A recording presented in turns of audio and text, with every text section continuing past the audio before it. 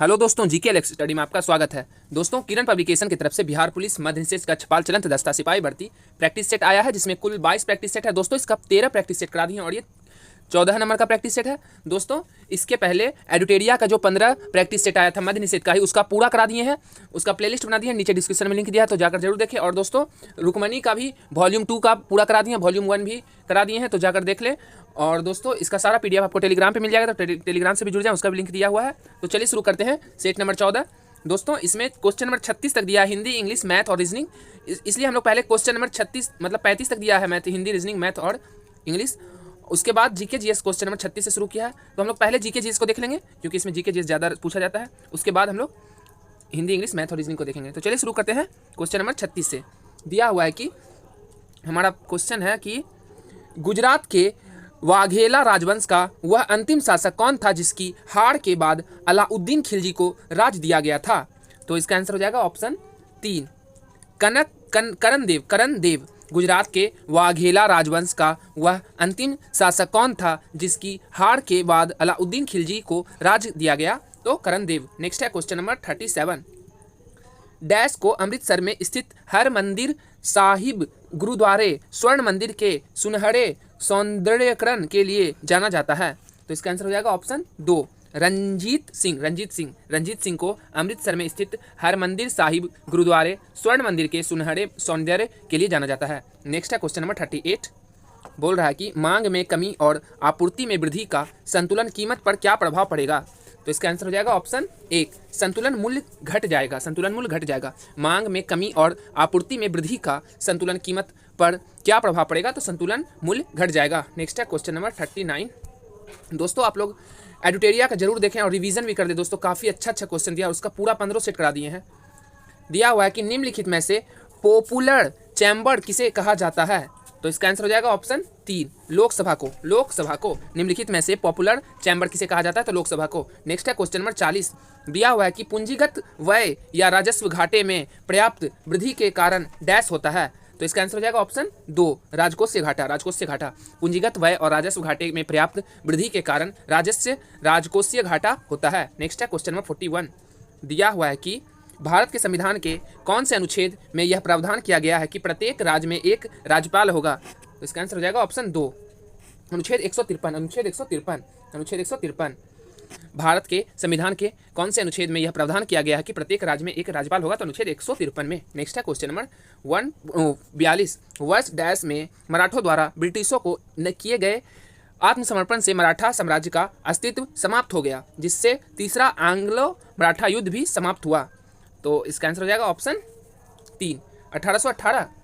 वर्ष 1818 में मराठों द्वारा ब्रिटिशों को किए गए आत्मसमर्पण से मराठा साम्राज्य का अस्तित्व समाप्त हो गया, जिससे तीसरा एंग्लो मराठा युद्ध भी समाप्त हुआ। नेक्स्ट है क्वेश्चन नंबर 43।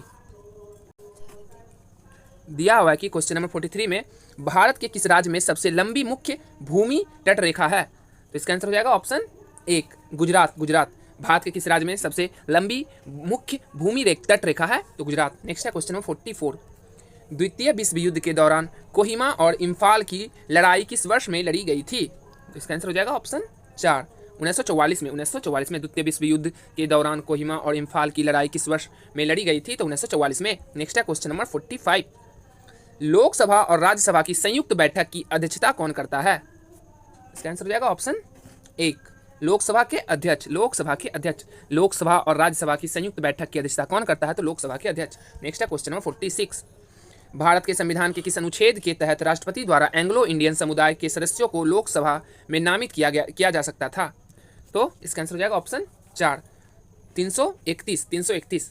भारत के संविधान के किस अनुच्छेद के तहत राष्ट्रपति द्वारा एंग्लो इंडियन समुदाय के सदस्यों को लोकसभा में नामित किया जा सकता था, तो अनुच्छेद 331 के द्वारा। नेक्स्ट है क्वेश्चन नंबर 47 में दिया हुआ है कि वर्ष डैश में बर्मा स्वतंत्र संप्रभु गणराज्य बन गया था। इसका आंसर हो जाएगा ऑप्शन 2, 1948 में।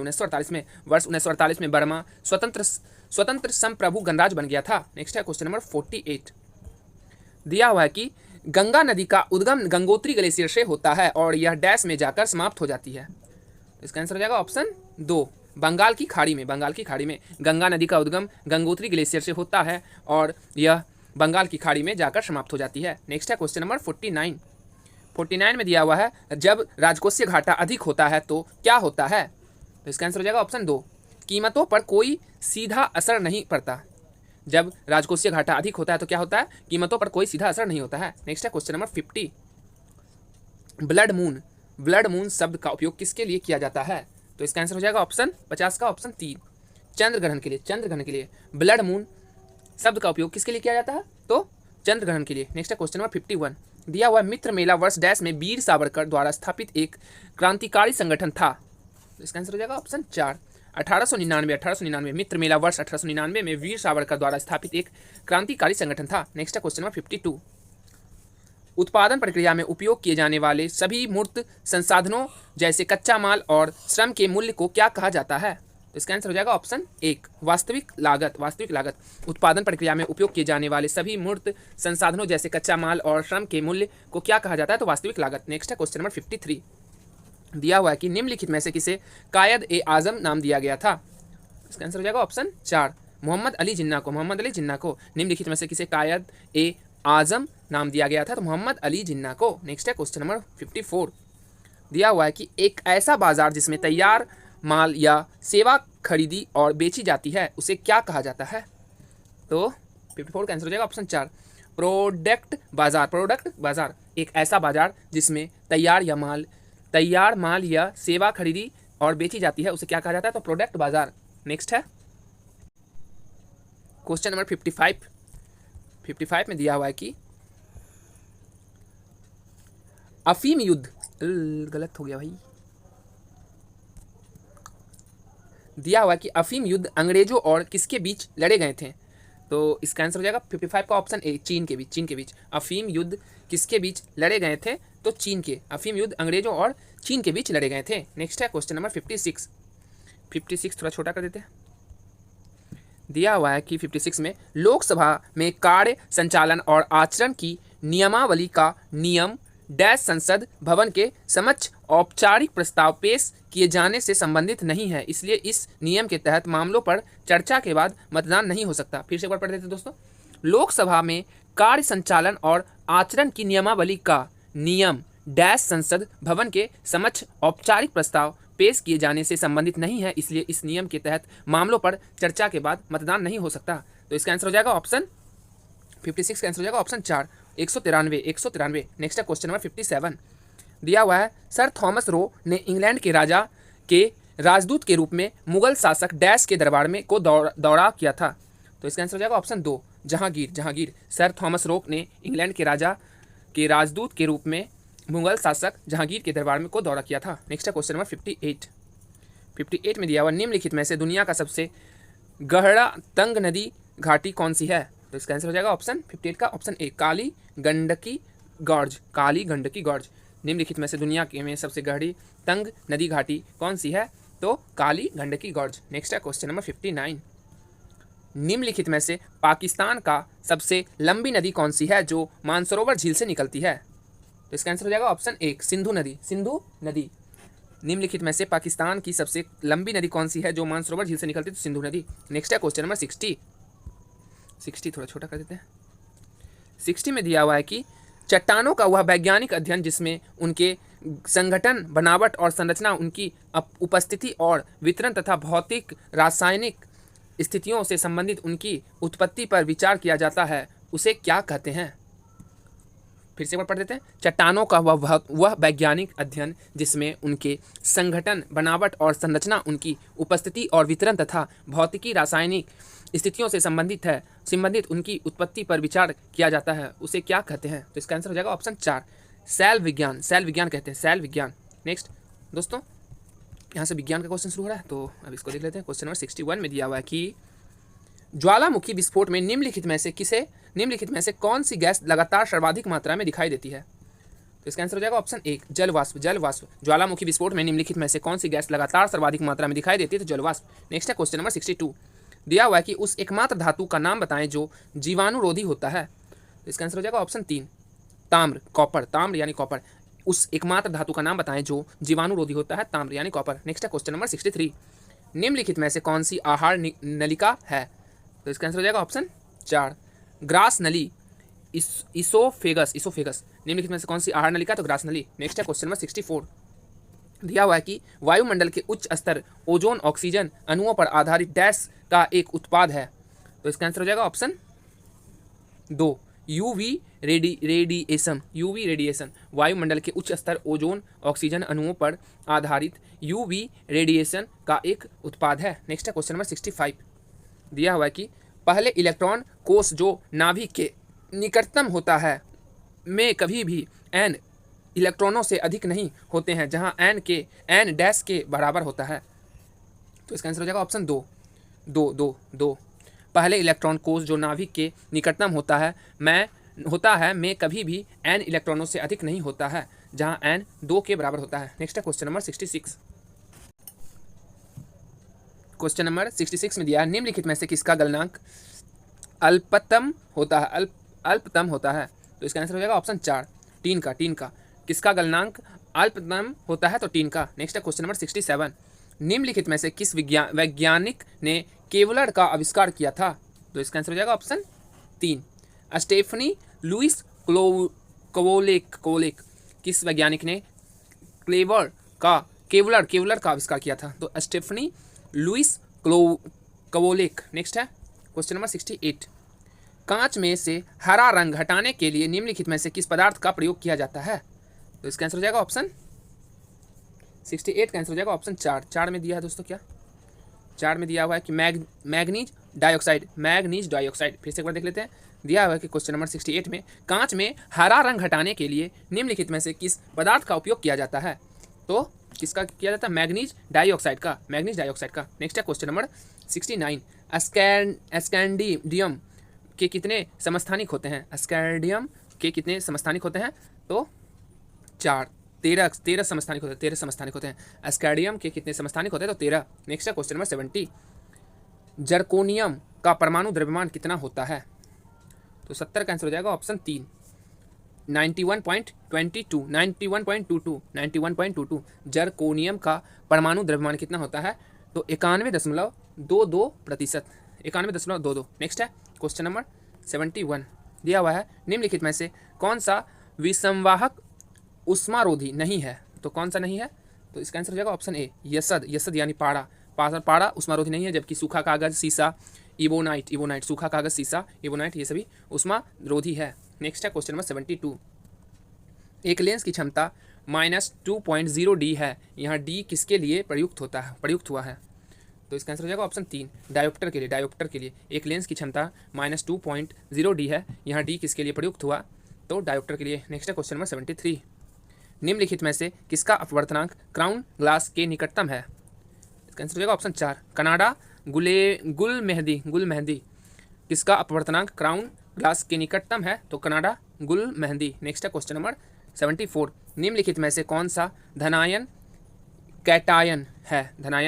तो इसका आंसर हो जाएगा ऑप्शन 1, अमोनियम। कौन सा धनायन है? तो अमोनियम। नेक्स्ट है क्वेश्चन नंबर 75। कोशिका के वैज्ञानिक अध्ययन को कहा जाता है? कोशिका के वैज्ञानिक अध्ययन को क्या कहा जाता है? तो 75 का आंसर हो जाएगा ऑप्शन 4, साइटोलॉजी। कोशिका के क्या नाम है? कोशिका के वैज्ञानिक अध्ययन को साइटोलॉजी कहा जाता है। नेक्स्ट है क्वेश्चन नंबर 76। निम्नलिखित में से किसकी पहचान विडाल परीक्षण से की जा सकती है? इसका आंसर हो जाएगा ऑप्शन 3, टाइफाइड ज्वर का। किसकी पहचान विडाल परीक्षण से की जा सकती है? तो टाइफाइड ज्वर का। नेक्स्ट है क्वेश्चन नंबर 77। निम्नलिखित में से क्या वेरिसेला जोस्टर नामक वायरस के कारण होता है? इसका आंसर हो जाएगा ऑप्शन 2, चेचक। निम्नलिखित में से क्या वेरिसेला जोस्टर नामक वायरस के रूप में होता है? तो चेचक। नेक्स्ट है क्वेश्चन नंबर 78। दिया हुआ कि निम्नलिखित में से कौन सा कथन असत्य है? तो 78 का आंसर हो जाएगा ऑप्शन ए, दाब की मापनीय इकाई को मीटर में निरूपित किया जाता है, यही असत्य है, बाकी सारा सत्य है। जैसे पदार्थ छोटे छोटे कणों से बना होता है, यह सत्य है। वाष्पीकरण के कारण शीतलन होता है, यह भी सही है, वाष्पीकरण के कारण शीतलन होता है। और पीतल 30% जस्ता और 70% तांबे का मिश्रण है। पीतल 30% जस्ता और 70% तांबे का मिश्रण है, यह भी सही है। नेक्स्ट है क्वेश्चन नंबर 79। दिया हुआ है जल की अस्थायी कठोरता दूर करने के लिए डैश का उपयोग किया जाता है? जल की अस्थायी कठोरता दूर करने के लिए किसका उपयोग किया जाता है? तो 79 का आंसर हो जाएगा ऑप्शन 4, वाशिंग सोडा का। नेक्स्ट है क्वेश्चन नंबर 80, दिया हुआ है कि मानव शरीर में कोशिकाओं की खोज किसने की थी? तो इसका आंसर हो जाएगा ऑप्शन 2, रॉबर्ट हुक ने। रॉबर्ट हुक ने मानव शरीर में कोशिकाओं की खोज किसने की थी? तो रॉबर्ट हुक ने। नेक्स्ट है क्वेश्चन नंबर 81, पृथ्वी पर ज्ञात सर्वाधिक घनत्व वाले स्थिर तत्व का नाम बताएं। तो इसका आंसर हो जाएगा ऑप्शन 2, ऑस्मियम। पृथ्वी पर ज्ञात सर्वाधिक घनत्व वाले स्थिर तत्व का नाम बताएं। तो ऑस्मियम। नेक्स्ट है क्वेश्चन नंबर 82, हवा में ध्वनि का वेग कितना होता है? तो 82 का आंसर हो जाएगा ऑप्शन 2, 343 मीटर प्रति सेकंड। 343 मीटर प्रति सेकंड हवा में ध्वनि का वेग कितना होता है? तो 343 मीटर प्रति सेकंड। नेक्स्ट है क्वेश्चन नंबर 83, प्रोपेन में क्रमशः कितने कार्बन और हाइड्रोजन परमाणु होते हैं? इसका आंसर हो जाएगा ऑप्शन 4, 3 8। प्रोपेन में कितने कार्बन और हाइड्रोजन होते हैं? तो 3 और 8। नेक्स्ट है क्वेश्चन नंबर 84, बेंजीन अणु की संरचना में बंध कौन कितना होता है? बेंजीन अणु की संरचना में बंध कौन कितना होता है? तो 84 का आंसर हो जाएगा ऑप्शन 1, 120। बेंजीन अणु की संरचना में बंध कौन कितना होता है? तो 120। नेक्स्ट है क्वेश्चन नंबर 85, दिया हुआ है टॉर डैश की एक इकाई है। टॉर किसकी इकाई है? तो 85 का आंसर हो जाएगा ऑप्शन 1, दाव की। टॉर दाव की इकाई है। नेक्स्ट है दोस्तों, विज्ञान का भी क्वेश्चन खत्म हो गया, अब हो रहा है स्टार्ट सामान्य ज्ञान एवं समसामयिक मामले। तो देख लेते हैं, यह काफ़ी इंपॉर्टेंट होता है। विवेकानंद रॉक मेमोरियल कहाँ स्थित है? तो इसका आंसर हो जाएगा ऑप्शन 86 का आंसर हो जाएगा option 3, Kanyakumari. Vivekananda rock memorial कहाँ स्थित है? तो कन्याकुमारी। नेक्स्ट है क्वेश्चन नंबर 87, डैश रामपंथ के अग्रणी ज्योति स्तंभ संत कवि थे जिन्होंने रामचरितमानस नामक कविता भी लिखी थी। तो इसका आंसर हो जाएगा ऑप्शन 3, तुलसीदास रामपंथ के अग्रणी ज्योति स्तंभ संत कवि थे जिन्होंने रामचरितमानस नामक कविता भी लिखी थी। नेक्स्ट है क्वेश्चन नंबर 88, क्वेश्चन नंबर 88 में दिया हुआ है, भगत सिंह, सुखदेव और राजगुरु को उनकी पुण्यतिथि पर श्रद्धांजलि देने के लिए भारत में 23 मार्च डैश को दिवस मनाया जाता है। तो इसका आंसर हो जाएगा ऑप्शन 2, श्रद्धांजलि दिवस। भगत सिंह, सुखदेव और राजगुरु को उनकी पुण्यतिथि पर श्रद्धांजलि देने के लिए भारत में 23 मार्च को श्रद्धांजलि दिवस मनाया जाता है। नेक्स्ट है क्वेश्चन नंबर 89, थोड़ा बड़ा कर देते हैं। 89 में दिया हुआ है कि भारत की सबसे लंबी नदी कौन सी है? तो इसका आंसर हो जाएगा ऑप्शन 4, गंगा नदी। भारत की सबसे लंबी नदी गंगा नदी है। नेक्स्ट है क्वेश्चन नंबर 90, एशिया की सबसे लंबी नदी कौन सी है?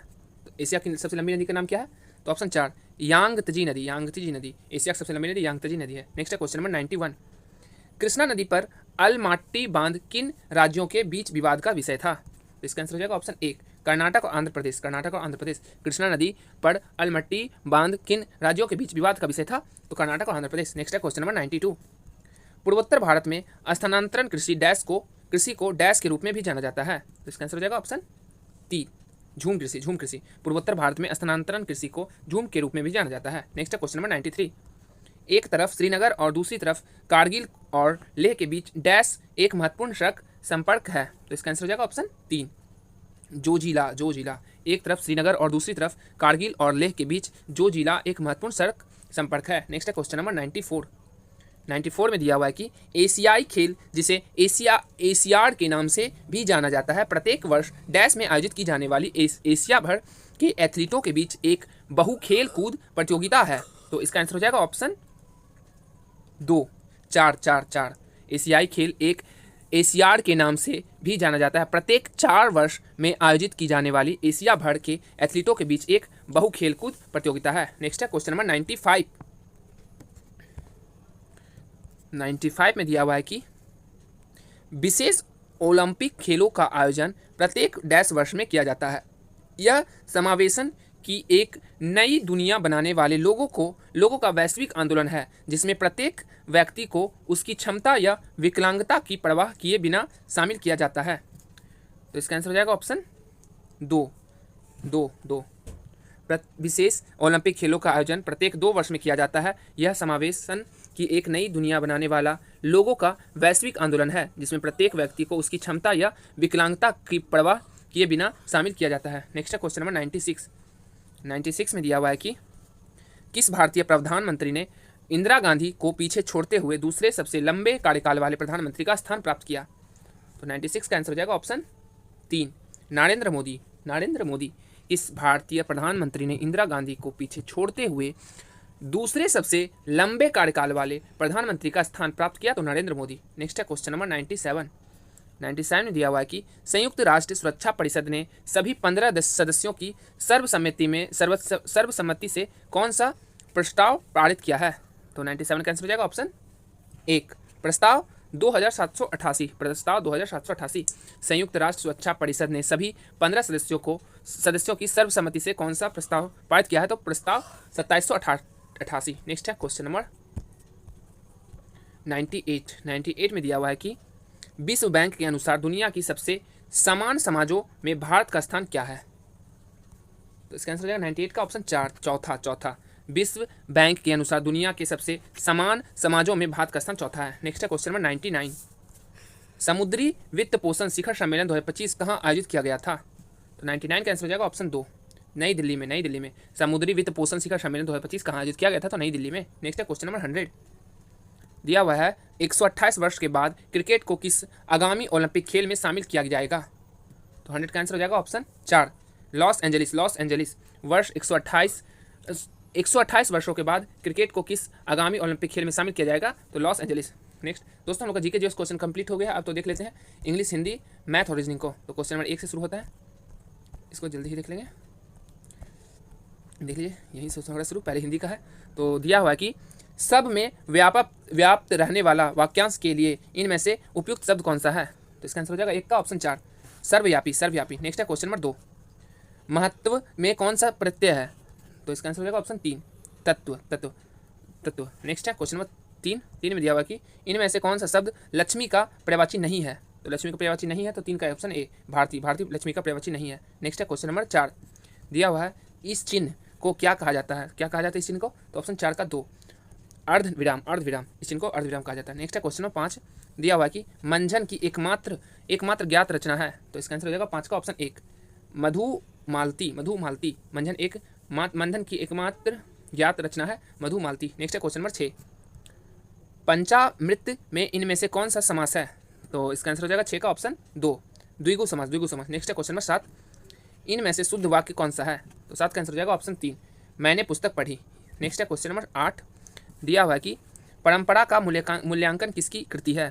तो 8 का आंसर हो जाएगा ऑप्शन 1, रामविलास शर्मा की। परंपरा का मूल्यांकन किसकी कृति है? तो रामविलास शर्मा की। नेक्स्ट है क्वेश्चन नंबर 9। इनमें से कौन सा शब्द पाश्चात्य का विलोम है? तो 9 का आंसर हो जाएगा ऑप्शन 1, पौवार्त्य। नेक्स्ट है क्वेश्चन नंबर 10। 10 में दिया हुआ कि घी के दिए जलाना मुहावरे का क्या अर्थ है? तो 10 का आंसर हो जाएगा ऑप्शन 2, अप्रत्याशित लाभ पर प्रसन्न होना। नेक्स्ट है क्वेश्चन नंबर 11। दिया हुआ कि सूरदास के काव्य के 3 प्रधान विषय कौन से थे? तो 11 का आंसर हो जाएगा ऑप्शन ए, विनय भक्ति, वात्सल्य और प्रेम श्रृंगार। नेक्स्ट दोस्तों, अब हम लोग का इंग्लिश और मैथ रीजनिंग का हो रहा है क्वेश्चन शुरू। दोस्तों इसका हम सिर्फ आंसर बता देंगे, आप लोग देख लीजिएगा। तो 12 का आंसर हो जाएगा ऑप्शन 4। नेक्स्ट है क्वेश्चन नंबर 13 का आंसर हो जाएगा ऑप्शन 3। नेक्स्ट है क्वेश्चन नंबर 14 का आंसर हो जाएगा ऑप्शन 2। नेक्स्ट है क्वेश्चन नंबर 15, ये पढ़ के बताना, 15 और 16। तो 15 का आंसर हो जाएगा, देख लीजिए, 15 का आंसर हो जाएगा ऑप्शन 1। क्वेश्चन नंबर 16 का आंसर हो जाएगा ऑप्शन 2। नेक्स्ट है क्वेश्चन नंबर 17, थोड़ा छोटा कर देते हैं, 17 का आंसर हो जाएगा ऑप्शन 3। नेक्स्ट है क्वेश्चन नंबर 18 का आंसर हो जाएगा ऑप्शन 2। क्वेश्चन 19, थोड़ा छोटा कर देते हैं, 19 का आंसर हो जाएगा ऑप्शन 3। नेक्स्ट है क्वेश्चन नंबर 20 का आंसर हो जाएगा ऑप्शन 4। नेक्स्ट है क्वेश्चन नंबर 21, दोस्तों यहाँ से मैथ शुरू हो रहा है। तो 21 का आंसर हो जाएगा ऑप्शन 3। नेक्स्ट है क्वेश्चन नंबर 22 का आंसर हो जाएगा ऑप्शन 2, आप लोग बना लीजिएगा। नेक्स्ट है क्वेश्चन नंबर 23 में आंसर हो जाएगा ऑप्शन 2। क्वेश्चन नंबर 24 का आंसर हो जाएगा ऑप्शन 4। नेक्स्ट है क्वेश्चन नंबर 25 का आंसर हो जाएगा ऑप्शन 1। नेक्स्ट है क्वेश्चन नंबर 26 कहाँ है? यहाँ 26 का आंसर हो जाएगा ऑप्शन 3। क्वेश्चन नंबर 27 का आंसर हो जाएगा ऑप्शन 2। क्वेश्चन नंबर 28 का आंसर हो जाएगा ऑप्शन 2। 29 का आंसर हो जाएगा ऑप्शन 3। क्वेश्चन नंबर 30 का आंसर हो जाएगा ऑप्शन 1। क्वेश्चन नंबर 31 का आंसर हो जाएगा ऑप्शन 4। क्वेश्चन नंबर 32 का आंसर हो जाएगा ऑप्शन 2। क्वेश्चन नंबर 33, 33 का आंसर हो जाएगा ऑप्शन 2। क्वेश्चन नंबर 34, 34 का आंसर हो जाएगा ऑप्शन 3। दोस्तों ये लास्ट क्वेश्चन है। दोस्तों आप लोग चैनल को जरूर सब्सक्राइब करें। और दोस्तों रुक्मणी का वॉल्यूम 2 का जो कराएं वो काफ़ी अच्छा क्वेश्चन है दोस्तों, उससे रिवीजन ज़रूर कर दें क्योंकि बहुत जल्द ही होने वाली एग्जाम। 35 का आंसर हो जाएगा ऑप्शन 4। दोस्तों हम लोग का 100 क्वेश्चन कंप्लीट हो चुका है। तो मिलते हैं नेक्स्ट वीडियो में। धन्यवाद।